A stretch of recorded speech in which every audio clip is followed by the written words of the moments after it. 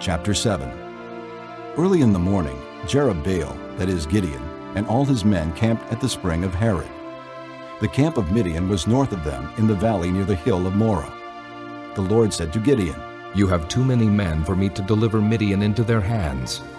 In order that Israel may not boast against me that her own strength has saved her. Announce now to the people, anyone who trembles with fear may turn back and leave Mount Gilead. So 22,000 men left, while 10,000 remained. But the Lord said to Gideon, There are still too many men. Take them down to the water, and I will sift them for you there. If I say, This one shall go with you, he shall go.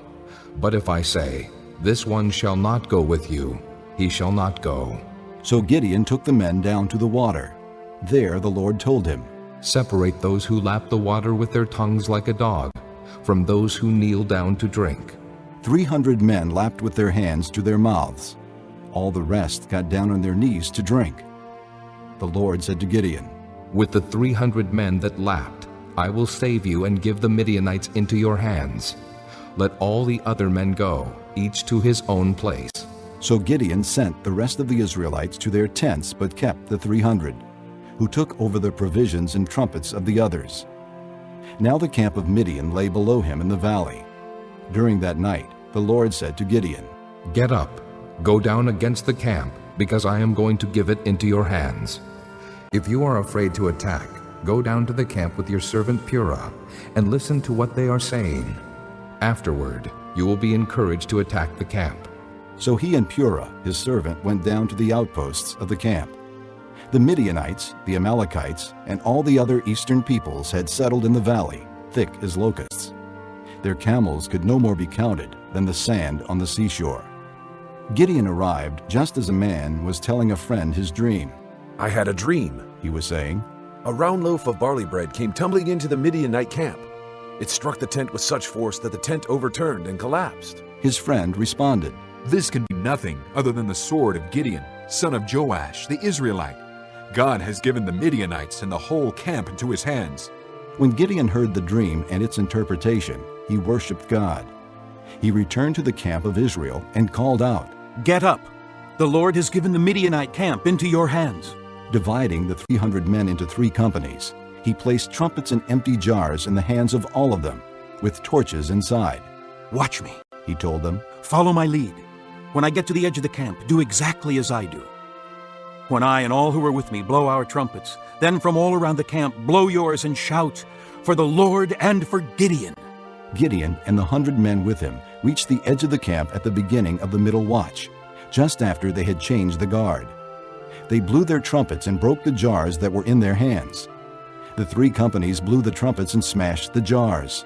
Grasping the torches in their left hands and holding in their right hands the trumpets they were to blow, they shouted, A sword for the Lord and for Gideon! While each man held his position around the camp, all the Midianites ran, crying out as they fled. When the 300 trumpets sounded, the Lord caused the men throughout the camp to turn on each other with their swords. The army fled to Beth-shittah, toward Zerah, as far as the border of Abel-Mahalah, near Tabbath. Israelites from Naphtali, Asher, and all Manasseh were called out, and they pursued the Midianites. Gideon sent messengers throughout the hill country of Ephraim, saying, Come down against the Midianites, and seize the waters of the Jordan ahead of them, as far as Beth-barah. So all the men of Ephraim were called out, and they took the waters of the Jordan, as far as Beth-barah. They also captured 2 of the Midianite leaders, Oreb and Zeeb. They killed Oreb at the rock of Oreb, and Zeeb at the winepress of Zeeb. They pursued the Midianites and brought the heads of Oreb and Zeeb to Gideon, who was by the Jordan. Chapter 8. Now the Ephraimites asked Gideon, Why have you treated us like this? Why didn't you call us when you went to fight Midian? And they criticized him sharply. But he answered them, What have I accomplished compared to you? Aren't the gleanings of Ephraim's grapes better than the full grape harvest of Abiezer? God gave Oreb and Zeeb, the Midianite leaders, into your hands. What was I able to do compared to you? At this, their resentment against him subsided. Gideon and his 300 men, exhausted yet keeping up the pursuit, came to the Jordan and crossed it. He said to the men of Succoth, Give my troops some bread. They are worn out, and I am still pursuing Zebah and Zalmunna, the kings of Midian. But the officials of Succoth said, Do you already have the hands of Zebah and Zalmunna in your possession? Why should we give bread to your troops? Then Gideon replied, Just for that. The Lord has given Zebah and Zalmunna into my hand. I will tear your flesh with desert thorns and briars. From there he went up to Peniel, and made the same request of them. But they answered as the men of Succoth had. So he said to the men of Peniel, When I return in triumph, I will tear down this tower. Now Zebah and Zalmunna were in Karkor with a force of about 15,000 men, all that were left of the armies of the eastern peoples. 120,000 swordsmen had fallen. Gideon went up by the route of the nomads east of Nobah and Jogbehah, and fell upon the unsuspecting army. Zebah and Zalmunna, the two kings of Midian, fled, but he pursued them and captured them, routing their entire army. Gideon, son of Joash, then returned from the battle by the pass of Heres. He caught a young man of Succoth and questioned him, and the young man wrote down for him the names of the 77 officials of Succoth, the elders of the town.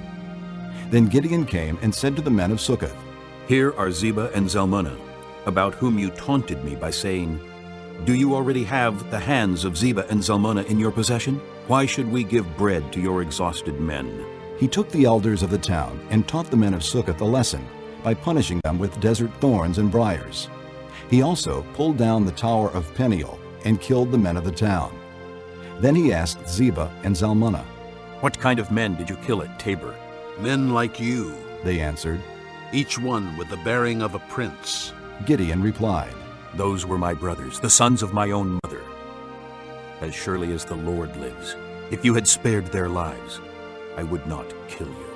Turning to Jether, his oldest son, he said, Kill them. But Jether did not draw his sword, because he was only a boy and was afraid. Zebah and Zalmunna said, Come, do it yourself. As is the man, so is his strength. So Gideon stepped forward and killed them, and took the ornaments off their camels' necks. The Israelites said to Gideon, Rule over us, you, your son, and your grandson, because you have saved us out of the hand of Midian. But Gideon told them, I will not rule over you, nor will my son rule over you. The Lord will rule over you.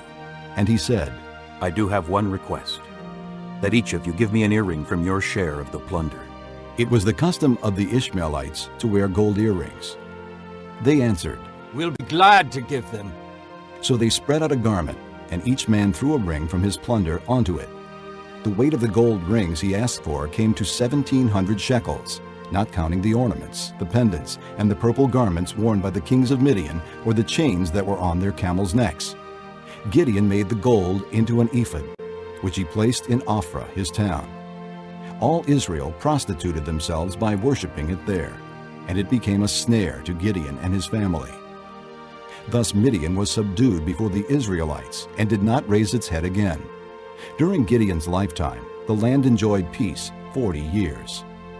Jerubbaal, son of Joash, went back home to live. He had 70 sons of his own, for he had many wives. His concubine, who lived in Shechem, also bore him a son, whom he named Abimelech. Gideon, son of Joash, died at a good old age, and was buried in the tomb of his father Joash in Ophrah of the Abiezrites. No sooner had Gideon died than the Israelites again prostituted themselves to the Baals. They set up Baal-berith as their god, and did not remember the Lord their God, who had rescued them from the hands of all their enemies on every side. They also failed to show kindness to the family of Jerubbaal, that is Gideon, for all the good things he had done for them.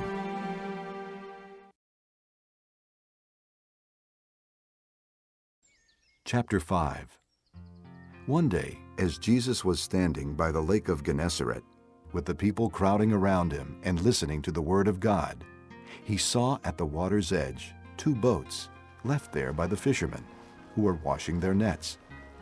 He got into one of the boats, the one belonging to Simon, and asked him to put out a little from shore. Then he sat down and taught the people from the boat. When he had finished speaking, he said to Simon, Put out into deep water and let down the nets for a catch. Simon answered, Master, we've worked hard all night and haven't caught anything. But because you say so, I will let down the nets. When they had done so, they caught such a large number of fish that their nets began to break. So they signaled their partners in the other boat to come and help them. And they came and filled both boats so full that they began to sink. When Simon Peter saw this, he fell at Jesus' knees and said, Go away from me, Lord. I am a sinful man. For he and all his companions were astonished at the catch of fish they had taken. And so were James and John, the sons of Zebedee, Simon's partners. Then Jesus said to Simon, Don't be afraid. From now on, you will catch men. So they pulled their boats up on shore, left everything, and followed him. While Jesus was in one of the towns, a man came along who was covered with leprosy. When he saw Jesus, he fell with his face to the ground and begged him, Lord, if you are willing, you can make me clean. Jesus reached out his hand and touched the man. I am willing. He said, Be clean. and immediately the leprosy left him. Then Jesus ordered him, Don't tell anyone, but go, show yourself to the priest and offer the sacrifices that Moses commanded for your cleansing, as a testimony to them. Yet the news about him spread all the more, so that crowds of people came to hear him and to be healed of their sicknesses. But Jesus often withdrew to lonely places and prayed.